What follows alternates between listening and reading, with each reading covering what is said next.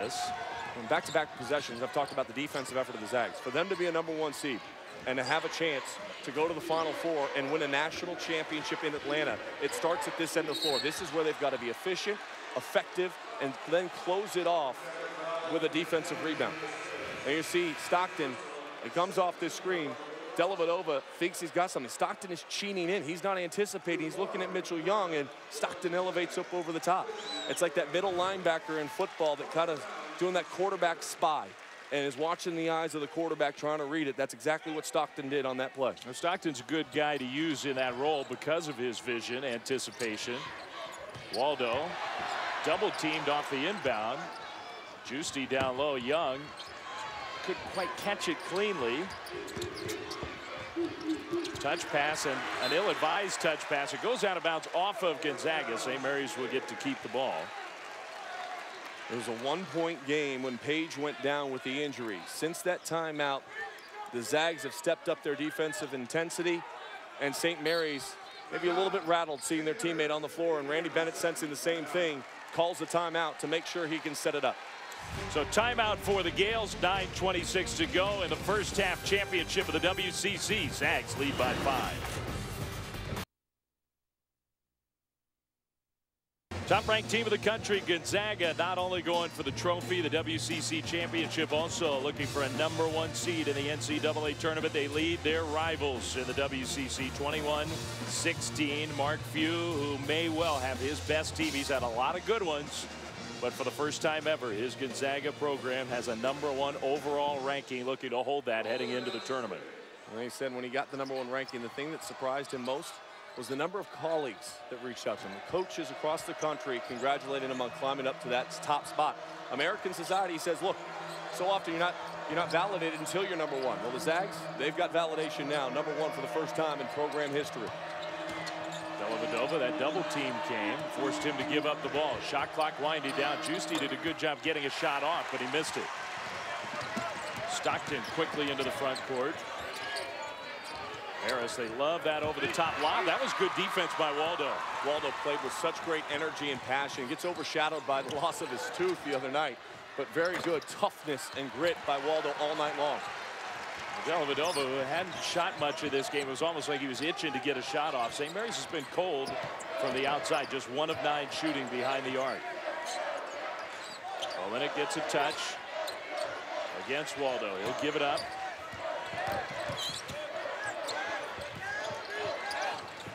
Now with the left-hand dribble, leaner, foul.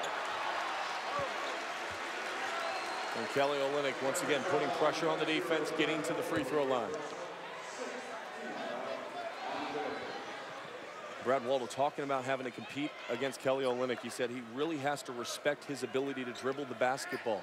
He said in their last meeting, he felt like he was standing a little flat-footed, and that allowed Kelly Olynyk to get some aggressiveness and get some confidence. And Olynyk that time able to catch him flat-footed again and draw the foul. Saw those numbers, his huge performance earlier this year. He played really well in both matchups with St. Mary's. That's a rare miss for him. One thing he does well as a big man, makes his free throws. By efficiency measures, the most effective offensive player in the country. Doesn't play big minutes, or 25 minutes or so a game. It's one of the things I think that makes his production so impressive. The Wooden Award candidate, and deservedly so. I think he should be a first-team All-American. 7-0 run, and it's been 4 minutes since St. Mary's got a point on the board. The Gales offense needs to get it going.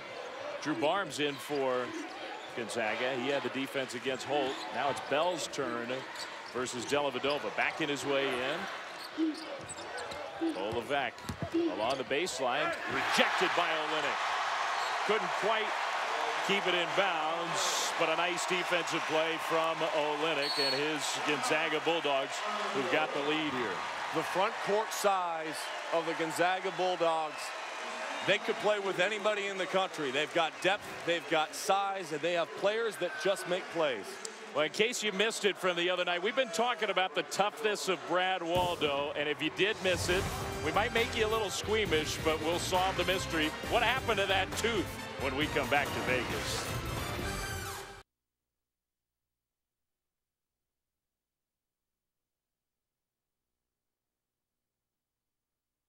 Farnham here in Las Vegas. Gonzaga with the 22-16 lead. St. Mary's big man Brad Waldo on Saturday night had a true tough guy moment after that game. He talked to Sean about losing a tooth. It turned out he lost a couple. I was just more stunned when I got hit in the face. Like, it didn't hurt that bad. Like, and then I saw my tooth pop out in front of the cheerleader, and I was like, oh man, zicked it up and skated to Coach B. You tried to give it to your head coach, though. I wanted to stay in. I didn't want to come out over just getting hit in the mouth. His head coach didn't want anything to do with that look. It was gruesome, but Brad Waldo right after the game, Sean, he got the problem taken care of. I love the update to the big head. The update to the big head's nice, but he's got all his teeth. Credit the WCC. They had an oral surgeon on call just in case something like this happened, prepared for everything. And Brad Waldo had an hour and a half worth of surgery. They actually pulled out the second tooth and reestablished it in. He's got kind of manufactured braces across the top of it to wire it up, and then he's got to wear the mouth guard over the top. But really a great and gutty performance from him the other night. He played a heck of a game. Dellavedova's three with the shot clock winding down. The loose ball, good hustle, tracked down by Holt. So St. Mary's will extend the possession. It's been a long while. Gales started hot on offense, and they've gone cold.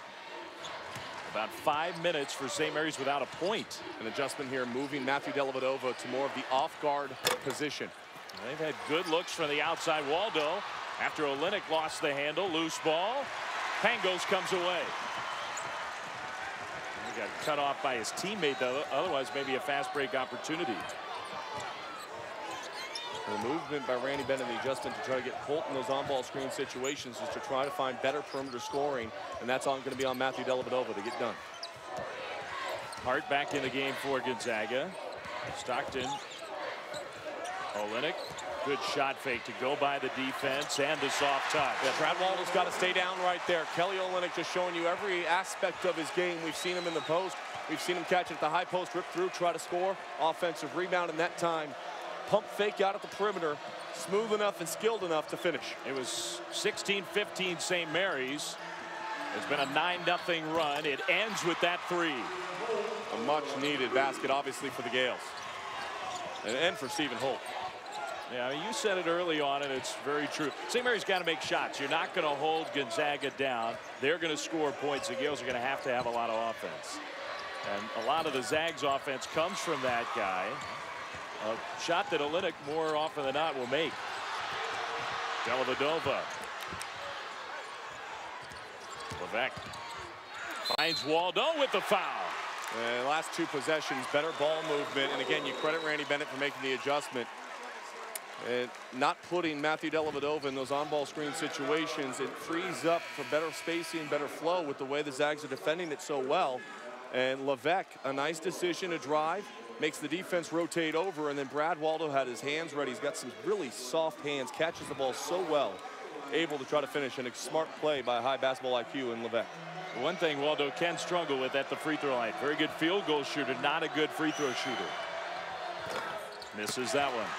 Close to a lane violation. Waldo's got a little bit of an extra hitch. He actually stops his shooting motion and then tries to follow through. Gonzaga not having any problem shooting the ball. Zags shooting it 59% in this first half. Just under 6 minutes to go. Number one, Zags lead by 3. Harris. They can sag off Stockton. They do, and he burns him with a 3. Yeah, McCoy pinched in, trying to help out on Harris as Levesque was matched up one-on-one, and then in the recovery process was a step slow. A good pass out once again by Harris. We've seen him pass from the high post down to Dower. Now we see him pass from the block out for a perimeter shot. Double team and stolen by Olenek. Breakaway.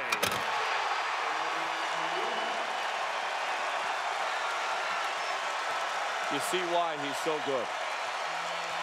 Athletically, he's so much more improved. And fellas, this is what a championship game feels like. Dellavedova, who had his pocket picked by Olenek. Pressure defense for the Zags here. Their fans are getting loud. Stolen by Stockton.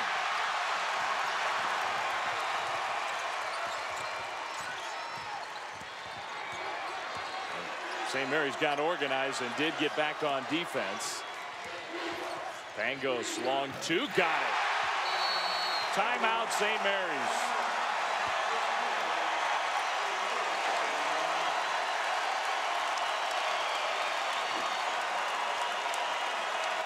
On big nights, you want your big players to show up. The efficiency rate by the Zags so far indicates that the #1 team in the country is ready. Kelly Olynyk up on Matthew Dellavedova. I'll take that one. I'm going to the other end, and the Zags are off and running up by 10.